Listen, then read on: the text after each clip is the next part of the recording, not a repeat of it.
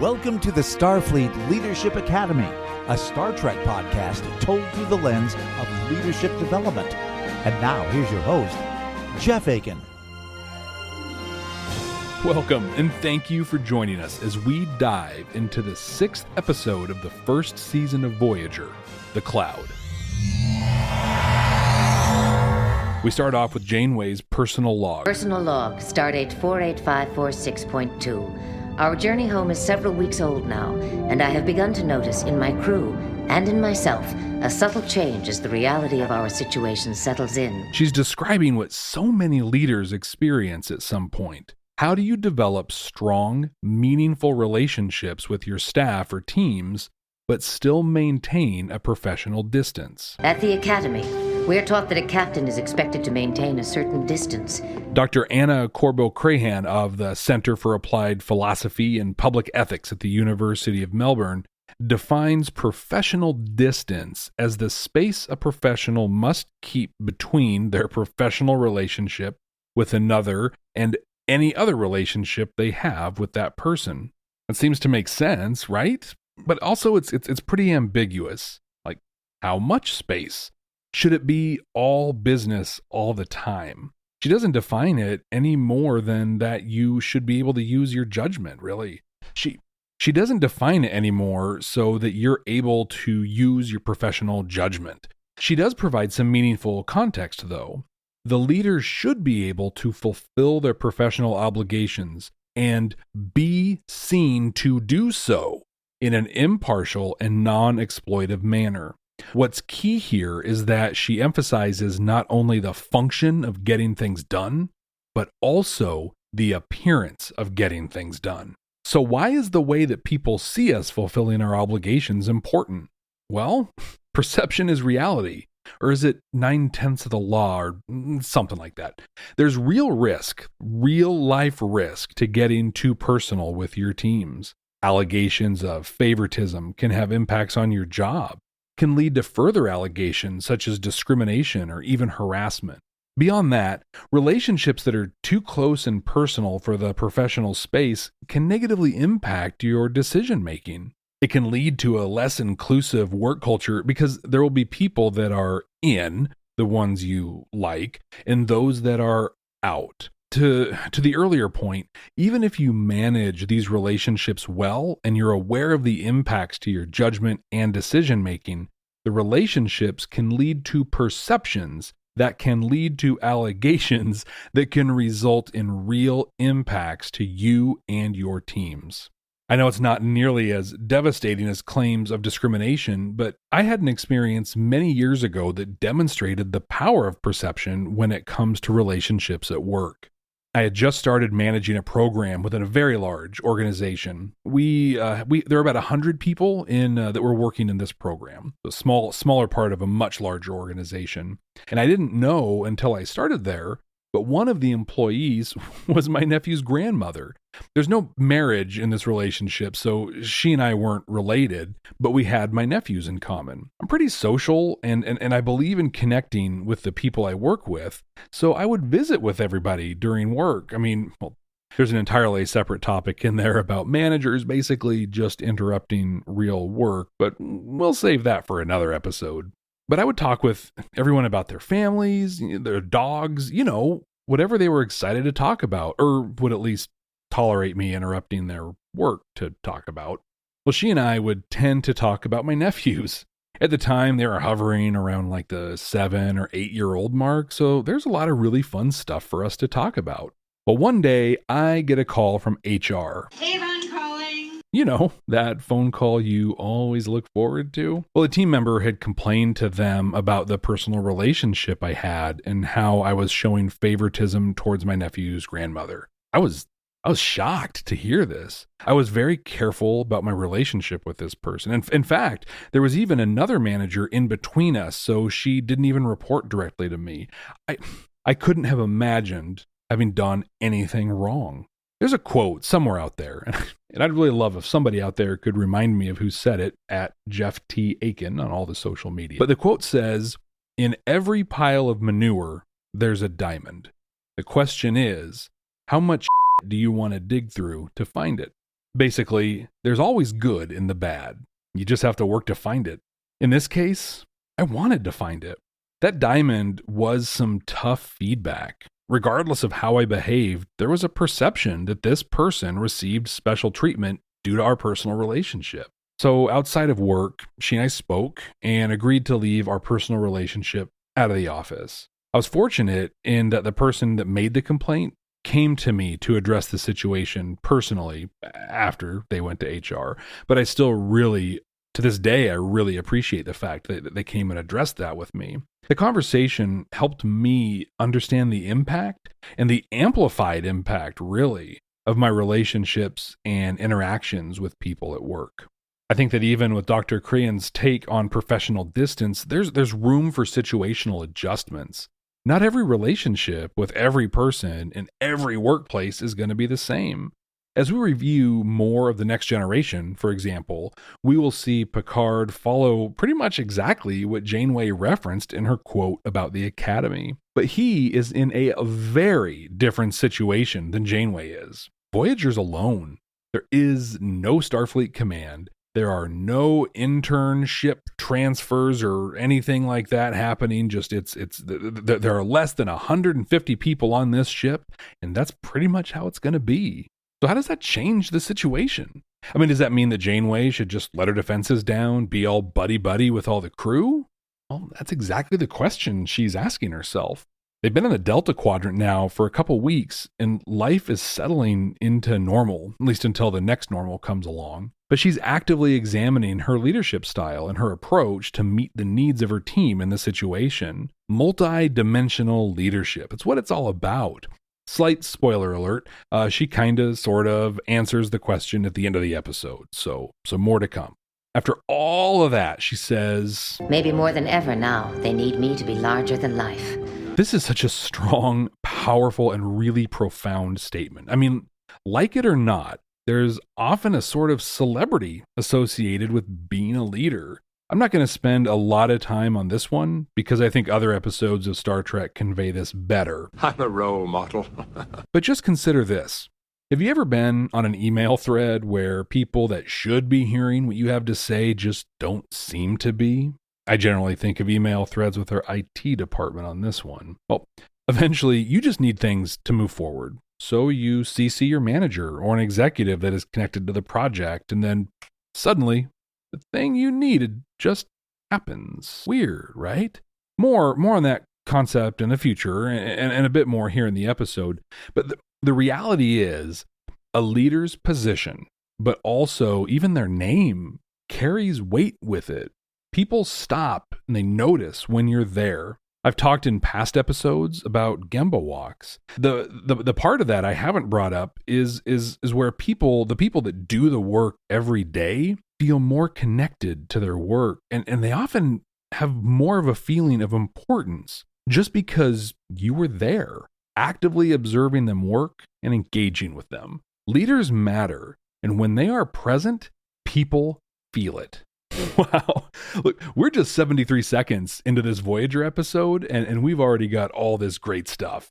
So we see that aspect of celebrity in action as Janeway comes onto the mess deck and checks in with Harry and Tom. We learn how Neelix has adapted to the kitchen. There's an ancient Chinese curse, Captain. May you live in interesting times. Mealtime is always interesting now that Neelix is in the kitchen. She has a quick joke with them and then heads off on her own. Kim regrets not inviting her to join them. Paris says that ensigns don't invite captains to sit down. Captains don't want courtesy, they want respect. Harry asks, and this is great, Harry asks, Well, who else is she supposed to get chummy with out here? Ultimately, it's kind of an agree to disagree between the two.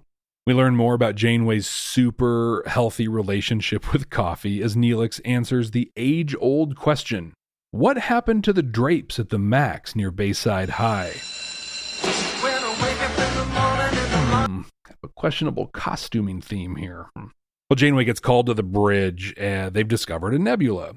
Lots of Omicron particles here that can replenish their antimatter reserves. You see, to conserve energy, Neelix has been cooking for them with, well, varying levels of success. I heard that. She just missed out on coffee because there wasn't any in the galley, and she didn't want to spend her replicator ration on it. So extra energy reserves means There's coffee in that nebula. Janeway and Chakotay discuss the morale of the crew. It's not good. Janeway wishes there was a counselor on board, but the mission that sent them out here was supposed to be quick. For a 3-hour tour. And they didn't have one. Chakotay shares a tradition he follows that offers him an animal guide that counsels them through life. Basically, it's what Carl Jung thought he invented when he came up with his active imagination technique in 1932. But we've been doing pretty much the same thing for centuries. He offers to teach her how to contact her animal guide, and she eagerly agrees. They head into the nebula to find those Omicron particles. Tuvok and Kim have a pretty fun back and forth that, at the end of it, Kim gets the better of. Mr. Kim, that is a comment we would prefer not to hear from a senior officer on the bridge. It makes the junior officers nervous. Kim to Tuvok. In other words, you've never seen anything like it. Oh, I promise not to tell the junior officers. We see the bridge crew and the engineering crew working very smoothly together to problem solve their way through this nebula. It's great how Janeway, she just lets them do their things. She asks questions, she guides the discussion, but she trusts her crew to do their jobs. At one point, Torres has a theory on how they can progress through. Janeway immediately executes, no questions asked. A great demonstration of trusting your staff to do what they are trained to do. I mean, imagine hiring someone to do something and then questioning everything they do every single time. Why'd you bother hiring them? Why don't you just do the job yourself? In this case, Janeway demonstrates the power of trust and believing in your staff to make the right call. We cut to Kes and Neelix basically explaining the entire premise of this series. These people are natural-born explorers, Neelix. These people are natural-born idiots, if you ask me. Neelix is over the top mad that Janeway keeps putting the crew in danger to explore and learn new things, while Kes defends the spirit of the crew. The flight through the nebula gets dangerous, and there's particles that show up, and they start draining their energy reserves. It's the exact opposite of what they went in there to do. They end up using phasers and ultimately a photon torpedo to cut through the particles and escape the nebula. They end up losing 11% of their energy reserves in the process. Ew, leeches! Those leeches are gonna suck all the energy out of you. You'll be lower on the food chain than even an amoeba. Janeway asks for a sample of the particles so that Torres can analyze them, find out what happened to them. Classic sequence is up next as Tom abducts Harry and takes him to the holodeck. We find out here that Harry wears a sleeping mask and that he remembers being in his mother's womb. Interesting. I remember being in my mother's womb. Right. Tom then introduces Harry to Chez Sandrine, a program he built of a pool hall in France where he spent much of his time at the academy. A few episodes ago, they conveniently established that the holodeck runs off different power than the rest of the ship and the replicators, so they can run without negatively impacting operations. From a production standpoint, this is brilliant. It allows them to use the holodeck as an ongoing plot device. And in universe, it gives a new setting for stories, for character building.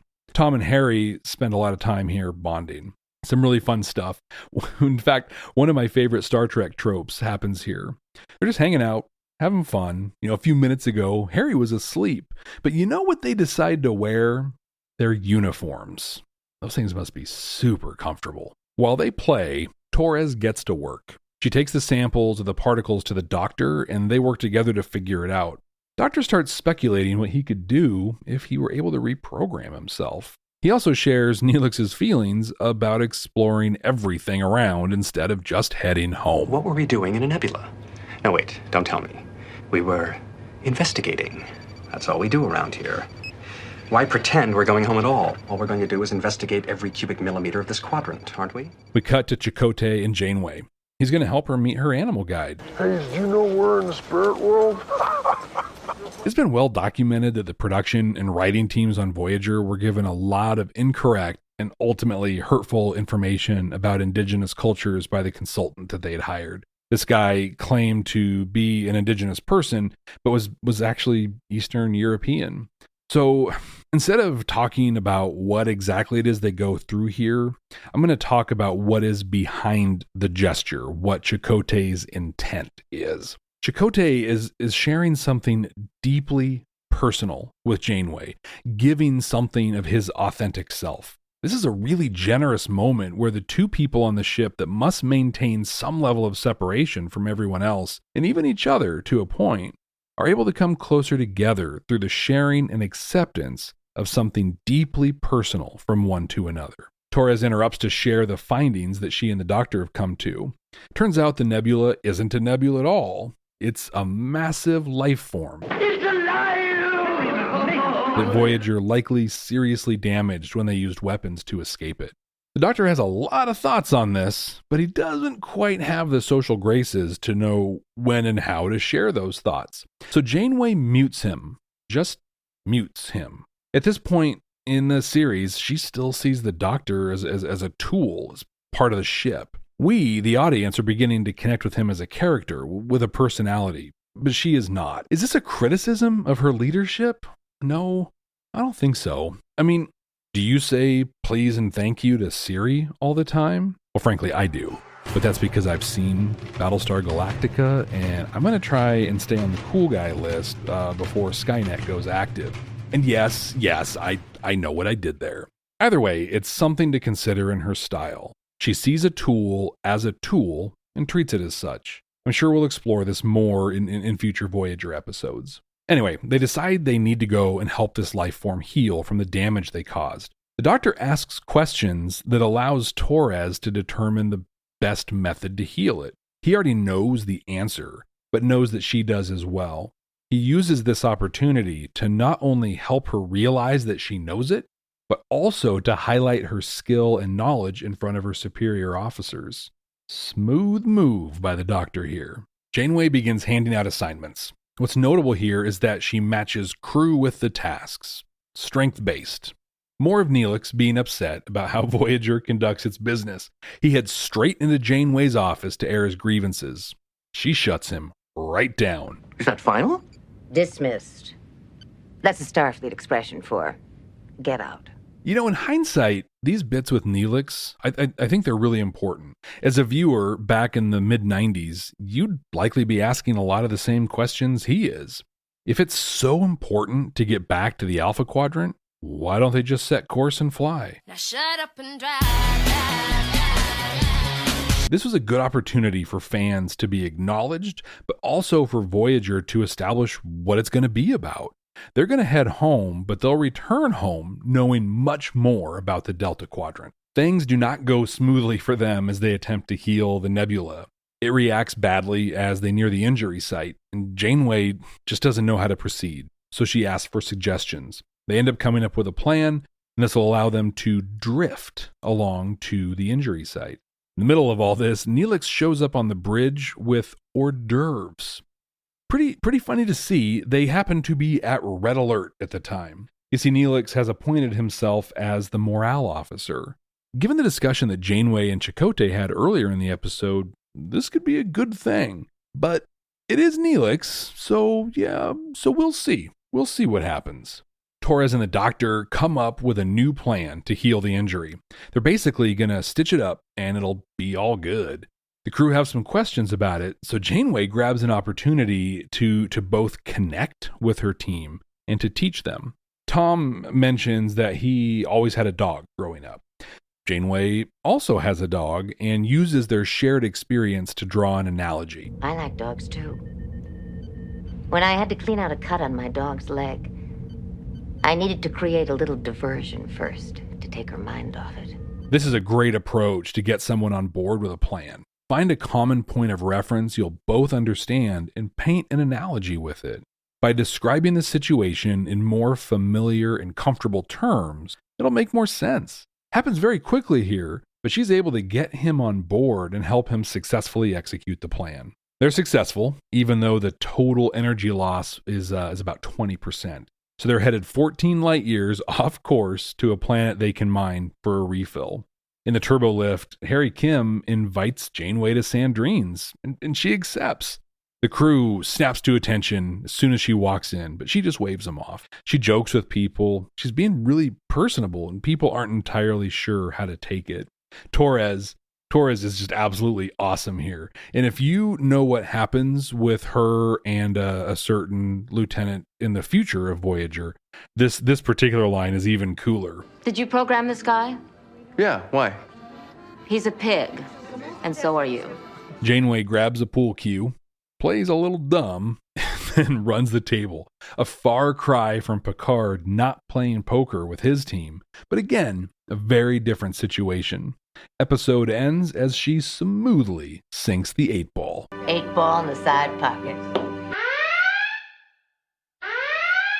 What a fun episode. The Living Nebula story is interesting. It's good sci-fi stuff. It's also kind of whatever. I like that it served as a vehicle to acknowledge questions about how the journey would go and what Voyager would be doing in the Delta Quadrant. Torres and the Doctor really got to shine in this too. Earlier in the season, there was controversy as to whether or not Torres could function as the chief engineer or not. At this point, there really is no question. She is more than up to the job. The rest of the episode did a lot to build out the characters, and more importantly, their relationships. Harry and Tom are one of the more rewarding relationships in all of Star Trek, in my opinion, and they do a lot to build on that here. We get more with Janeway and Chakotay too, and that's fantastic.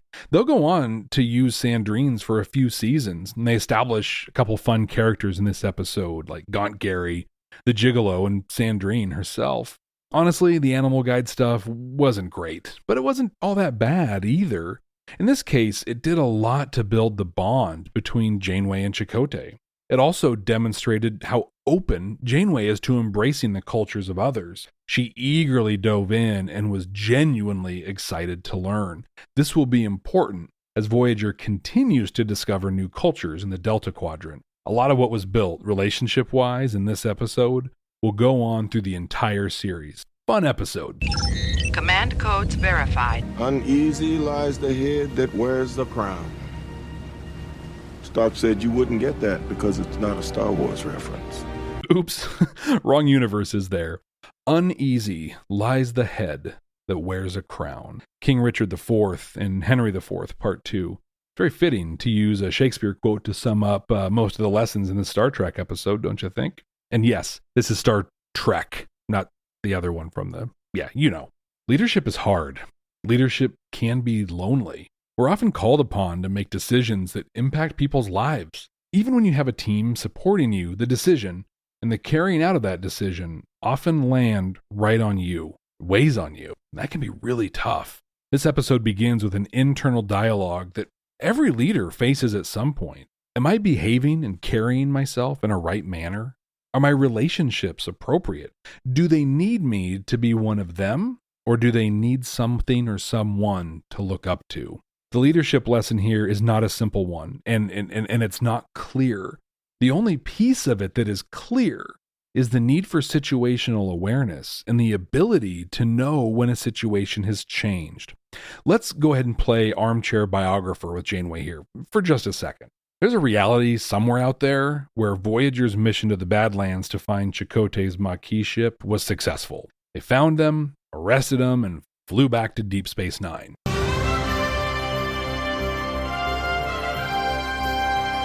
From there, as captain of a science vessel, she would have taken the crew out to chart gaseous anomalies, sample nebula, and, well, honestly, kind of the things she does anyway on their way home in the Delta Quadrant. The difference is, though, they'd head back to a starbase between missions. People would have a home away from Voyager, personal lives, even families. She could have, and likely would have, followed the Jean-Luc Picard model of being a captain that is taught at the academy. Be the captain, not their friend. Or, as I will often counsel managers and leaders that I work with, be friendly, not friend. Now, after a few weeks in the Delta Quadrant, Janeway's assessing her role as captain. She's applying that situational awareness, and we're lucky enough to go along for that ride. What we see at Chez Sandrine at the end of the episode demonstrates that this situation is different. I have a feeling we're not in Kansas anymore. Or the Alpha Quadrant, for that matter. She's going to be more friendly with the crew. She's going to be more personable. As the series progresses, we see that she still maintains a professional distance, but not nearly as much as Picard did, or as much as she likely would have had they not been stranded in the Delta Quadrant. She's going to do exactly what I said earlier. She will be friendly. You can apply this situational awareness in your life as well. I know that I changed my professional distancing in early 2020 when the COVID-19 pandemic prompted stay-at-home orders, and we all changed our physical distancing. I suddenly had a distributed workforce that were working from home or other locations. We lost in-person contact with each other. I'm generally pretty open about my life, but I maintain professional decorum, and I don't share a whole lot about my deeply personal life at work. Using video conferencing tools, we connected on a regular basis to maintain connections with each other and to our work. In that, I shared more of my personal life than I would have otherwise. This was important, though. It was important to my teams because seeing me worry, seeing me have fear about the same things they were afraid of, made them feel that it was okay to have those feelings. Had I put on a brave face and insisted on business as usual, but not from the office, staff would have felt more alone. It would have disconnected them from their work. But by humanizing myself, I made it okay for everyone else to be human. This ended up leading to really great productivity and an engaged workforce. As the reality of a distributed workforce for the long term has become more apparent, I'm reestablishing some professional distance. In this next normal, it'll still be more personal than it was when we were all in the office, but a little less than when we were still in reactionary crisis mode. Utilizing situational awareness enables you to gauge where you need to be. Sprinkled through the rest of the episode are some really great moments. In all the interactions with the nebula, there is fast-paced, critical problem solving going on. Janeway actively brings all the members of the team together and leans on their expertise. She guides their discussions by asking questions and confirming when a decision has been made so they can continue on. That's a real theme that we've seen in a few episodes now so far. In Where No Man Has Gone Before, we talked about how Kirk didn't analyze every option to death. Like him, Janeway acknowledges when a decision is made and moves forward. I can almost imagine the second in a boxing match, the guy is out there yelling, stick and move, but instead yelling, decide and move. I also really love the trust that she shows in her crew. At one point, B'Elanna has thoughts on how to move the ship through the nebula. There's no discussion, no weighing of options. She trusts Torres's assessment and immediately makes it happen. A 4-second burst at maximum thrusters ought to do it. All right. Maximum shields. This is especially remarkable given that just a few weeks ago, she campaigned against Torres being the chief engineer. This is a real testament to B'Elanna's skills and abilities, but also a testament to Janeway's capacity for trust. I want to thank everybody who has reached out to me on social media. I absolutely love getting feedback from you. Let me know what I missed or flat out got wrong. Was there something especially poignant for you in this? Please, come on, let me know. I'm on all the social media at Jeff T. Akin. Jeff, T as in timpani, A-K-I-N. And if you've enjoyed the Starfleet Leadership Academy, I'd really like to ask you a favor. Could you please share it with a friend or someone that you think could benefit from it? I'd really appreciate it. So, what are we going to watch next time? Working.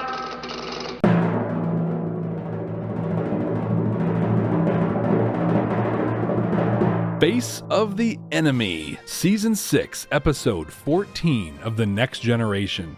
We finally get a chance to see Deanna Troi shine. This should be a good one. And until then, ex Astra Scientia.